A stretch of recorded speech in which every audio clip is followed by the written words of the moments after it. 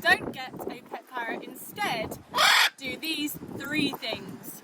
Number 1, collect poo samples and smear them all over your home every 15 minutes.